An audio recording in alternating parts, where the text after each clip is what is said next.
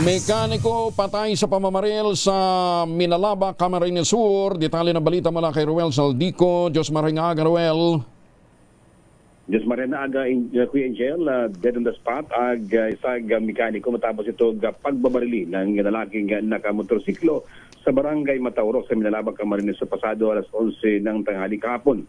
Ayon sa inisa ng ulat ng Minalaba Municipal Police Station, nakarinig ng putok ng baril ang mga residente sa barangay ng kung saan ito ay nadiskubring nakabulagta na ang mekaniko na wala nang buhay at duguan habang nakandusay sa kalsada.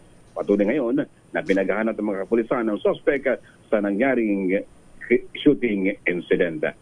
Mula dito sa Bicol, ito si RH-1A Ruel Saldico, una sa Pilipinas, una sa Pilipino. Mabalos